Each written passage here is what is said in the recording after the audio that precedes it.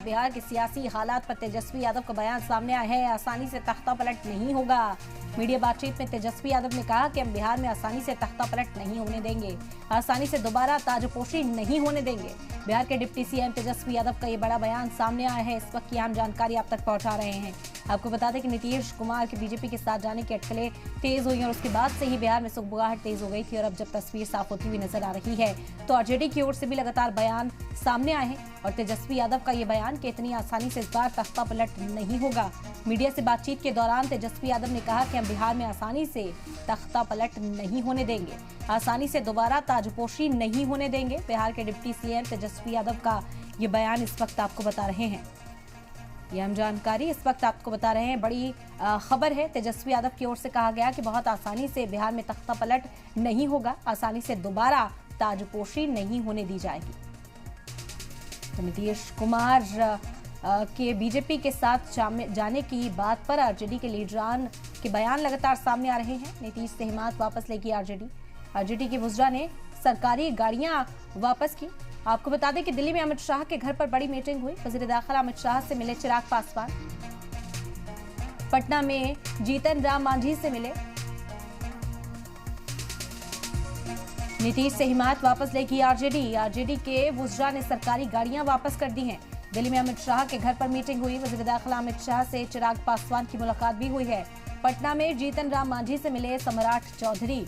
ये अहम जानकारी आपको बता दें कि कल ही एनडीए के हामी दलों को कहा गया था कि तमाम लीडरान पटना में मौजूद रहे। उसी वक्त चिराग पासवान ने अमित शाह से मिलने के लिए वक्त भी मांगा था और अब ये मुलाकात भी हुई। बिहार में सियासी घमासान के बीच आज भी मीटिंग्स का दौर जारी है। बिहार में सियासी सस्पेंस लगातार दिलचस्प बनता जा रहा है। अब सीएम नीतीश कुमार और आरजेडी के बीच मनमुटाव खुलकर सामने आ रहा है। इस बीच आरजेडी जरा ने दावा किया है कि अजीम इत्तेहाद में अरकान असेंबली की तादाद 118 तक पहुंच गई। अक्सरियत के लिए भी 122 की जरूरत है। वो अक्सरियत में सिर्फ 4 सीट दूर है। सीएम नीतीश कुमार को हटाकर अजीम इत्तेहाद में पर इन असेंबली की तादाद 114 थी, लेकिन अब आरजेडी के जरिए अरकान असेंबली की तादाद 118 दावा कर रहे हैं। इसी के लिए एमआईएम, एक आजाद और एक जेडीयू के गैर मुतमईन अरकान असेंबली से राब्ता किया गया। बिहार के मौजूदा सियासी हालात को देखते हुए अजीम इत्तेहाद का टूटना तय माना जा रहा है। इसका बस ऐलान होना बाकी है। वहीं डिप्टी सीएम तेजस्वी यादव और आरजेडी सरबराह लालू प्रसाद यादव की तरफ से अभी हिमायत वापस लेने की ना तो कोई बात कही जा रही है और न ही सरकार बनने का कोई दावा किया जा रहा है, क्योंकि इस बार लालू यादव नीतीश कुमार को ये कहने का मौका नहीं देना चाहते कि हमारे साथ खेला हो गया, बल्कि आरजेडी इंतजार कर रही है कि कब नीतीश कुमार बीजेपी के साथ सरकार बनाते हैं। जब वो ऐवान में अक्सरियत साबित करेंगे तो उन्हें फ्लोर पर ही फेल कर दिया जाएगा। ऐसा लग रहा है कि मानो आरजेडी फिलहाल इसी हिकमत अमली पर काम कर रही है। वहीं नीतीश कुमार की पार्टी जेडीयू के पास अभी 45 अरकान असेंबली हैं, वहीं बीजेपी के पास 76 हैं और हम के पास 4 एमएलएज हैं। सरकार बनाने के लिए 122 एमएलएज की जरूरत होती है। ऐसे में नीतीश कुमार बीजेपी और हम के साथ मिलते हैं तो उनके पास 125 एमएलए हो जाएंगे, जो सरकार बनाने के लिए काफी है। तो नीतीश कुमार जब क्या फैसला लेते हैं उसका इंतजार इस वक्त आरजेडी करती हुई नजर आ रही है। ना तो लालू प्रसाद यादव और न ही तेजस्वी यादव की ओर से किसी तरह का कोई फैसला सुनाया गया।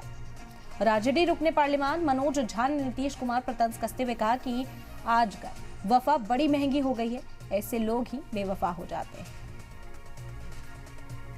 आजकल बेवफाई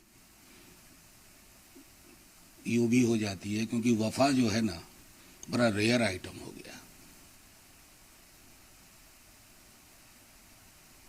अभी तक इसको मैं क्या कहूं, अफवाह ही मानूंगा ना, क्योंकि कल आपको स्मरण हो मैंने कहा था कि जो संशय की स्थिति है वो संशय असहज कर रहा है और इस असहजता को दूर करने का एक ही व्यक्ति के पास निदान है और वो है माननीय मुख्यमंत्री जी।